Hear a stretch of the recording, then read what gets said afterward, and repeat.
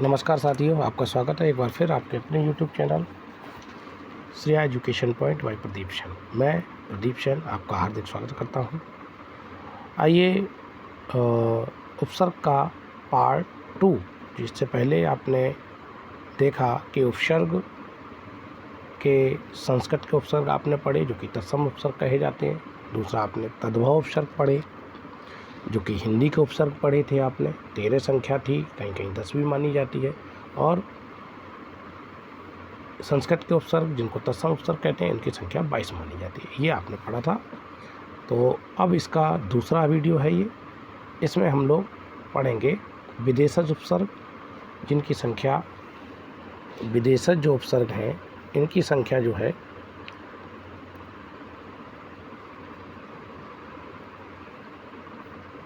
विदेशज के अंतर्गत आपको उर्दू, अरबी फारसी,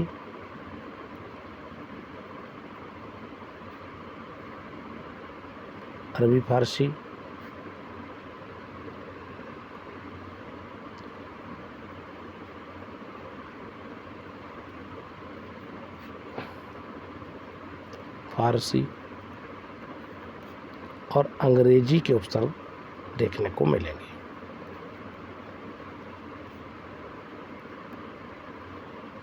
अंग्रेजी के उपसर्ग देखने को मिलेंगे।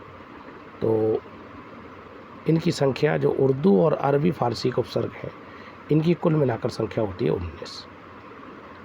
अंग्रेजी के उपसर्ग अलग से देखेंगे हम लोग। तो देखते हैं कि उर्दू के, अरबी फारसी के उपसर्ग कौन कौन से होते हैं। ये है आगे 19 उपसर्गों की संख्या आपके सामने ये रही।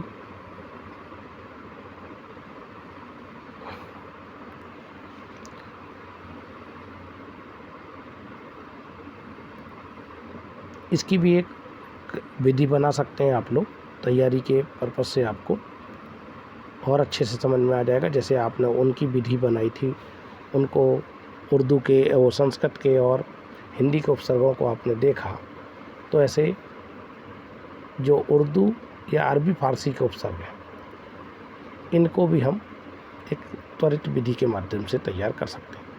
देखिए, विधि ट्रिक जो होती है वो स्वयं बनाई जाती है।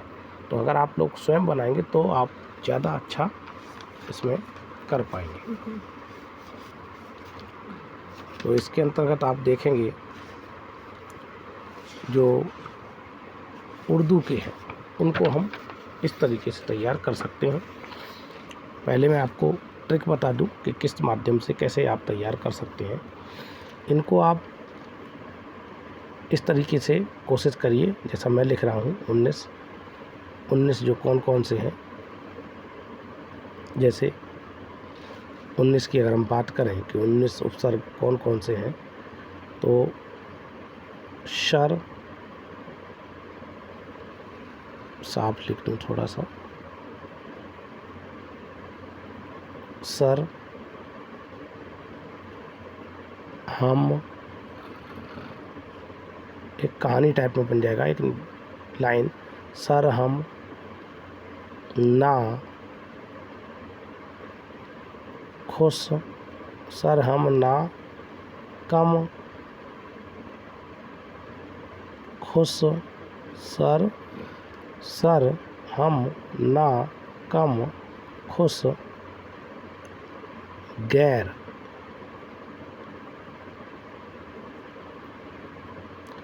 बा,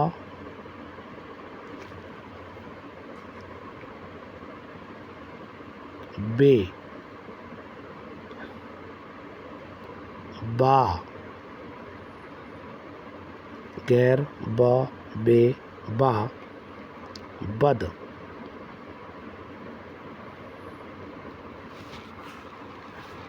बर,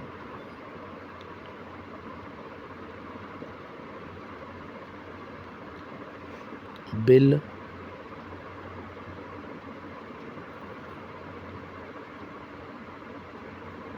बिला, बिला, हर,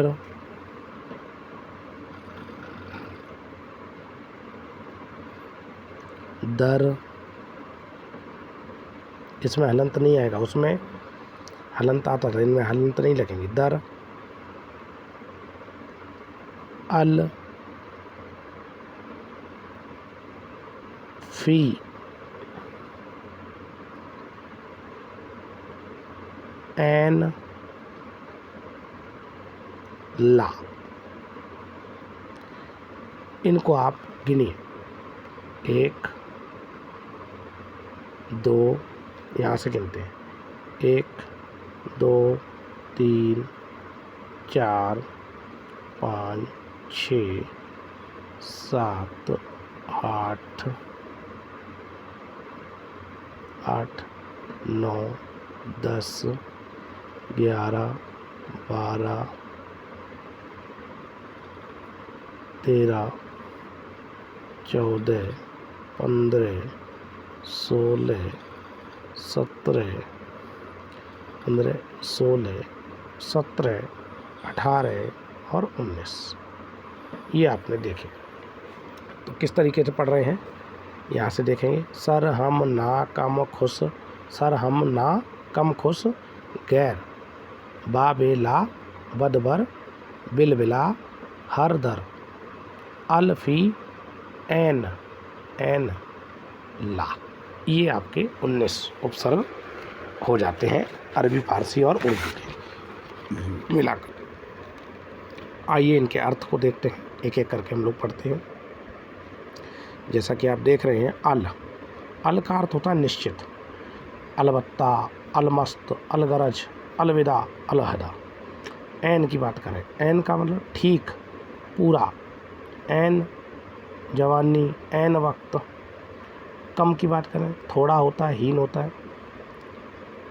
कम नसीब, कम उम्र, कम कीमती। खुश की बात करें, अच्छा, शुभ, खुशहाल, खुशखबरी, खुशबू, खुशहाल। गैर की बात करो, गैर का मतलब भिन्न या विरुद्ध, गैर हाजिर, गैर सरकारी, गैर वाजिब, गैर इरादतन। दर का अर्थ में, दरमियान, दरकार, दरबार, दरवेश। ना की बात करो, अभाव, ना का अर्थ है नाराज, नाराज होना चाहिए, नाराज, नापाक, नादान, नालायक। फी का अर्थ होता है मैं या पर, इसका मतलब फीसदी। बा अनुसार होता है, बनाम, बदौलत, बशर्त, बमुश्किल, बदौलत। बिना, बे का अर्थ है बिना, बेईमान, बेदर्द, बेचारा, बेरहम। बा का अर्थ साथ, बाकायदा, बावफा, बाइज्जत।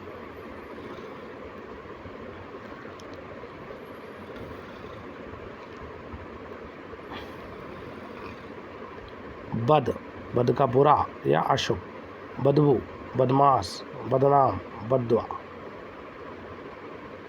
बर ऊपर, पर, बर्दाश्त, बरतरफ, बर्खास्त।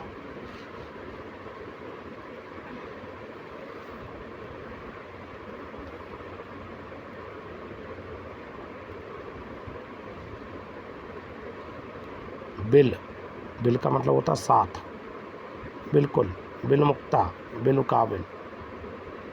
बिला अरबी का ही, बिना अर्थ है इसका, बिला वजह, बिल दिमाग। यहाँ पे बिला वजह मतलब बिन, बिला का अर्थ ही होता है बिन। हम लोग बिन बोलते हैं, वो बिला बोलते हैं। ला का अर्थ है बिना या निषेध के लिए, लापता, लाचार, लावारिस, लापरवाह।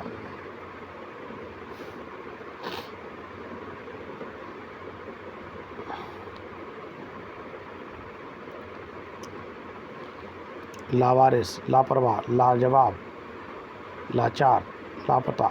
सर की बात करें, सर का मतलब मुख, श्रेष्ठ, सरदार, सरगना, सरहद, सरताज। हम साथ का अर्थ होता है इसका या बराबर, हमदर्द, हमशफर, हमदम, हमराज। हर यानी प्रत्येक के लिए लगता है, हर दिन, हर हाल, हर दिन, हर हाल, हर तरफ, हर बार। तो जो आपने देखे ये 19 उपसर्ग आपको ये उर्दू के देखने, उर्दू अरबी फारसी के ये मिक्स करके 19 उपसर्ग आपने देखे। अब इसी के अंतर्गत आप लोग देखेंगे दूसरे उपसर्ग जो कि अंग्रेजी के हैं। विदेशज के अंतर्गत अंग्रेजी के उपसर्ग भी अब एग्जाम में देखने को मिलते हैं। अंग्रेजी उपसर्ग ज़्यादा संख्या नहीं है, लगभग इनकी संख्या 6 है, 6 या 7 के समथिंग है इनकी संख्या। तो अंग्रेजी के उपसर्ग कौन से हैं, आइए हम लोग चर्चा करते हैं। तो अंग्रेजी के उपसर्गों में आप देखेंगे, इसको मैं यहाँ पर अलग से समझाने का प्रयास करूँगा। अंग्रेजी के उपसर्ग आप लोग चाहे तो स्क्रीनशॉट ले लीजिए, तब मैं इसको हटाऊँगा इस पेज को। उर्दू के उपसर्ग जल्दी से स्क्रीनशॉट ले लीजिए।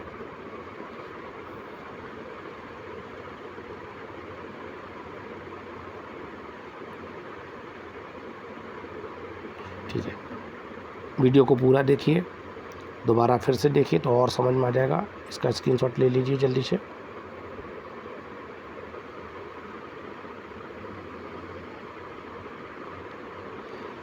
ठीक है, अब पढ़ते हैं हम लोग अंग्रेजी के उपसर्गों के विषय में।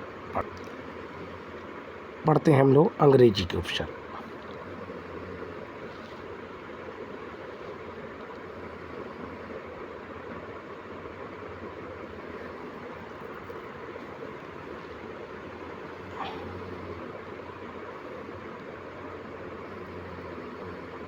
अंग्रेजी के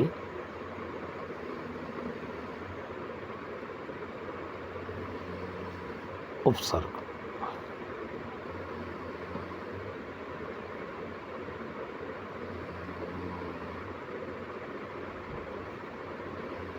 इनकी संख्या लगभग 6 देखने को मिलती है। जैसे कि अगर हम बात करें कौन कौन से हैं अंग्रेजी के उपसर्ग, 3 पार्ट इसके, 3 कॉलम कर लेते हैं जैसे उसमें थे। उपसर्ग, दूसरा अर्थ के तौर पर, और तीसरा शब्द।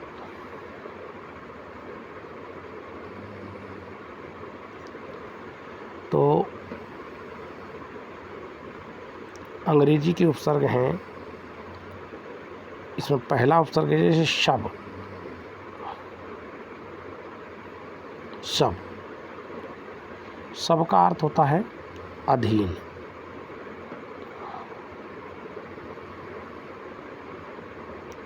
अधीन या नीचे भी कह सकते हो। नीचे या अधीन, जैसे शब इंस्पेक्टर,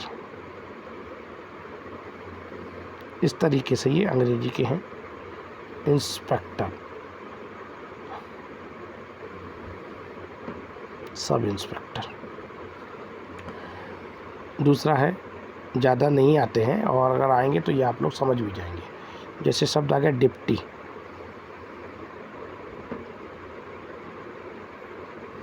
डिप्टी, डिप्टी का मतलब होता है सहायक।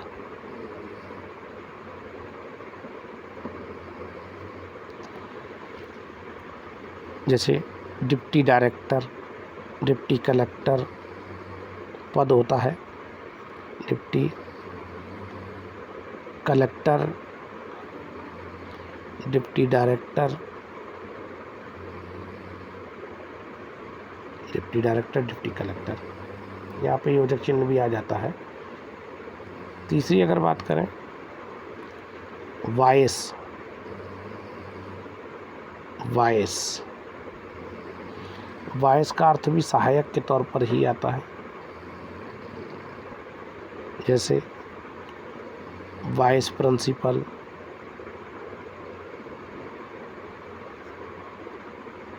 Vice chancellor,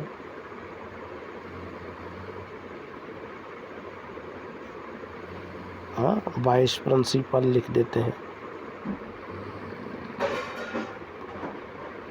principal, vice principal, vice chancellor. चौथा है जनरल शब्द आ जाता है, जनरल। जनरल की अगर हम बात करें, जनरल में आप, जनरल का मतलब वैसे तो प्रधान के अर्थ में आता है, मुख्य के अर्थ में आता है, प्रधान या मुख्यता के, जैसे general manager, general manager,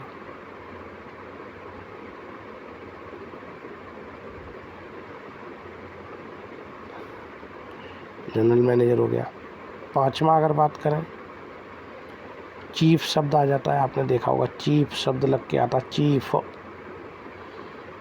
chief का अर्थ भी प्रधान होता है या मुख्य होता है, प्रधान या मुख्य। इसमें जैसे chief commissioner, chief minister, chief commissioner,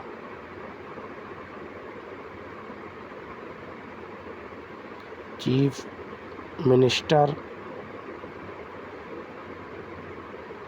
chief commissioner, chief minister. और 6 नंबर मान लीजिए,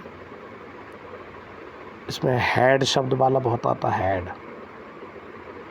हेड, हेड का मतलब भी मुख्य होता है, प्रधान होता है, मुख्य या प्रधान। इसमें head constable, head master,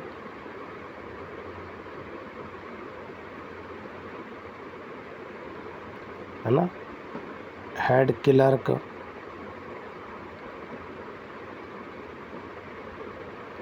head clerk, ये सारे, ये आपने अंग्रेजी के उपसर्ग आपने देखे, ये अंग्रेजी के उपसर्ग माने जाते हैं।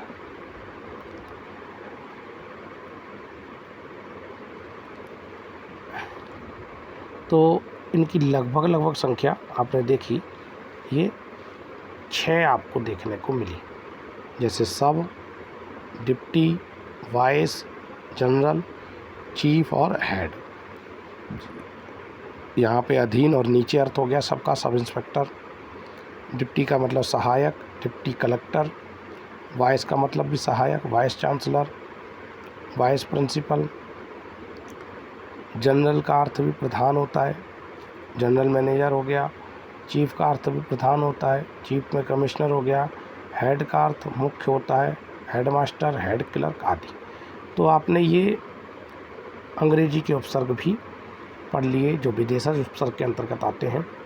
तो आशा करते हैं आपको ये समझ में आए होंगे, और ये बिल्कुल सिंपल है। इनकी अगर हम थोड़ा सा प्रैक्टिस भी कर लेंगे, 1-2 बार वीडियो को देखिए, पूरा वीडियो देखना है, स्किप नहीं करना है, तब आपको समझ में आएंगे, और थोड़ा सा प्रयास करेंगे तो और जल्दी समझ में आएंगे। आइए अब हम करते हैं इनका अभ्यास।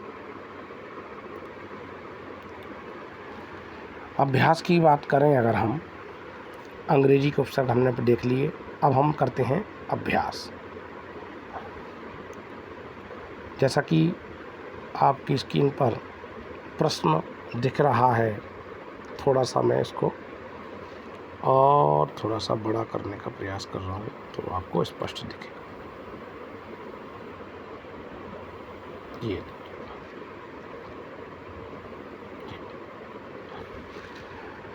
जैसा कि आप देख रहे हैं, निर्गुण शब्द में पूछा है कि निर्गुण शब्द में कौन सा उपसर्ग है।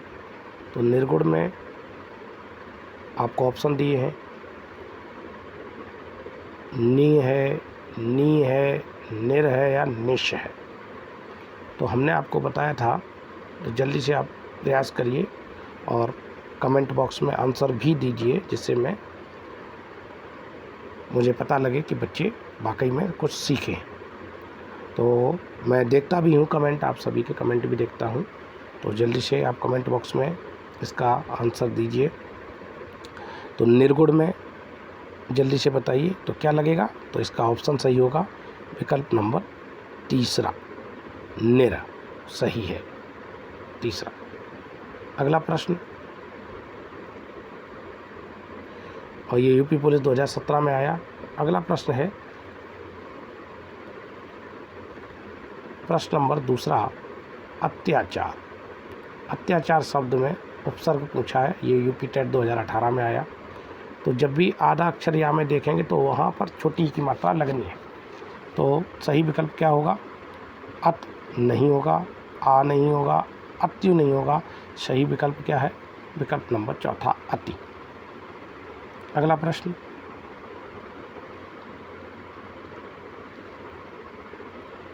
क्वेश्चन नंबर तीसरा, संकल्प शब्द की बात करें। संकल्प शब्द में उपसर्ग कौन सा, यूपी टेट 2018 में ये भी आया।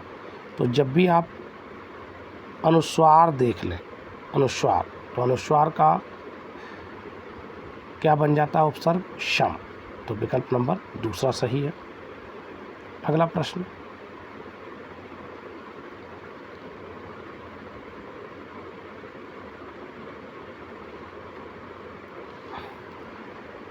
अत्यंत शब्द में कौन सा उपसर्ग है, यूपी टेट 2017 में आया। अत, अ, अत्य या अति। सही विकल्प क्या है, सही विकल्प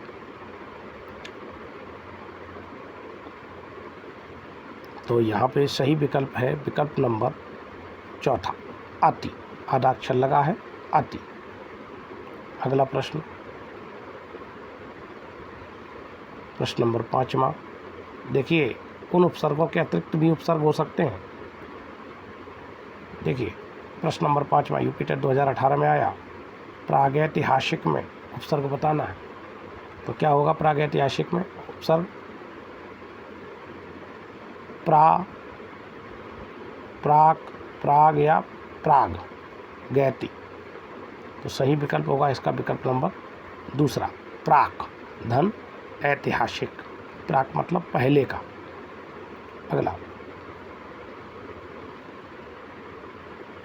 अगला प्रश्न है, निम्नलिखित में किस शब्द में उपसर्ग है। बहुत अच्छा प्रश्न आया, और ये आपका बिहार परीक्षा में बीएड में आ चुका है, बिहार बीएड प्रवेश परीक्षा में आ चुका है। निम्नलिखित में उपसर्ग आपको बताना है, दशक, पराजय, लालिमा और कारीगर, किस में उपसर्ग है। तो देखिए ये अपने आप में पूरा शब्द है। दशक कोई उपसर्ग नहीं, लालिमा पूरा शब्द है, कोई उपसर्ग नहीं, कारीगर पूरा शब्द है, कोई उपसर्ग नहीं, पराजय में उपसर्ग है। विकल्प नंबर दूसरा होगा परधन। तो यहाँ पे परा लग जाएगा, पराधन जय। तो ये विकल्प आपका विकल्प नंबर दूसरा पराजय। अगला प्रश्न है विकल्प क्वेश्चन नंबर 7,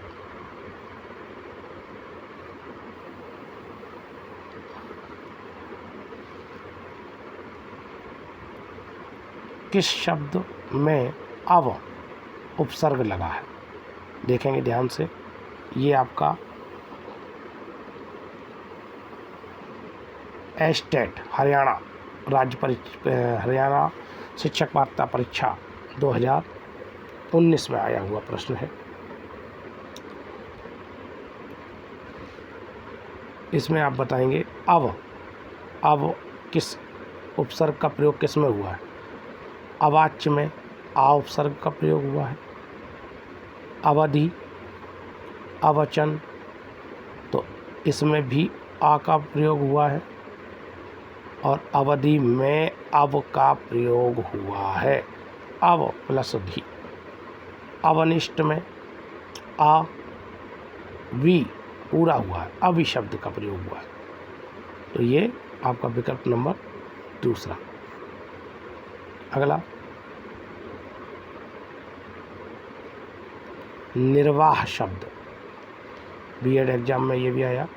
निर्वाह शब्द की बात करें, इसमें उपसर्ग बताना। तो हमने जब भी बताया कि जब भी रा ऊपर चढ़ेगा तो निह, देखिए घुमाने के लिए प्रश्न आ गया और आया भी है। तो इसमें क्या लगेगा, नी लगेगा, निह लगेगा, निर लगेगा या नेरी? तो निरे क्या लगेगा, जल्दी से बताएं। तो सही विकल्प है विकल्प नंबर तीसरा, निर। निर बिल्कुल सही आंसर। ये आपका बीएड एग्जाम में आ चुका है 2001 में। प्रश्न नंबर 9 की बात करें, निम्नलिखित उपसर्ग रहित शब्द है। उपसर्ग रहित, जिसमें उपसर्ग है ही नहीं। तो जैसे सुयोग में सु हो गया, विदेश में ये दो शब्द लिख गए हैं, विदेश। एक जैसे सुरेश, तो सही है सुरेश। सुरेश में किसी भी उपसर्ग का प्रयोग नहीं हुआ है। इसमें पूरा शब्द अगर टूटेगा तो सुर धन, गुण स्वर संधि है, सुर धन ईश। सुर धन ईश शब्द जुड़ता है, तो ये कोई उपसर्ग का प्रयोग नहीं हुआ है। तो विकल्प नंबर चौथा सही है। अगला प्रश्न है, निम्नलिखित, ये आपका बिहार बीएड परीक्षा में आ चुका है। 10वां प्रश्न, निम्न में से किस शब्द में आ उपसर्ग नहीं लगा है? आजन्म में आ लगा है, आगमन में आ लगा है,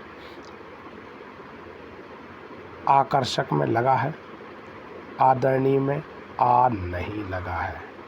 आदरणीय पूरा शब्द है, आदर से बना है, आदर, इसलिए यहाँ पर हो जाएगा विकल्प नंबर चौथा सही। तो आपने ये 10 प्रश्न अभ्यास के तौर पर किए।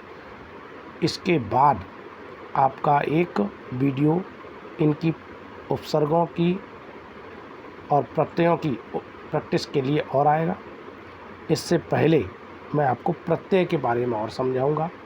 इसका जो अगला वीडियो आएगा वो आपको मैं प्रत्यय के विषय में समझाऊंगा, क्योंकि उपसर्ग आपने पढ़ लिए हैं। वीडियो को दोबारा से फिर देखिए दोनों वीडियो को, तब आपको समझ में आएगा कि हमने जो नियम बताए थे कि किस नियम के तहत उपसर्ग बनते हैं, किस नियम के तहत नहीं होते हैं। उसके बाद आप दूसरा जो इसके बाद आएगा टॉपिक, वो होगा हमारा प्रत्यय। प्रत्यय को बेहद अच्छे तरीके से हम लोग सीखेंगे। यहाँ से भी बहुत जटिल, उपसर्ग की अपेक्षा प्रत्यय ज़्यादा कठिन होते हैं, तो इनको हम लोग पढ़ेंगे। तो आशा करते हैं आपको समझ में आया होगा, और दोबारा से फिर देखिए और जो ट्रिक बताई उस तरीके से आप याद करिए, तो मुझे लगता है कि आपको अच्छे से तैयार हो जाएगा। तो अगला टॉपिक हमारा होगा प्रत्यय। प्रत्यय, और फिर प्रत्यय के बाद इन दोनों की प्रैक्टिस हम लोग करेंगे, प्रत्यय और उपसर्ग की सम्मिलित रूप से।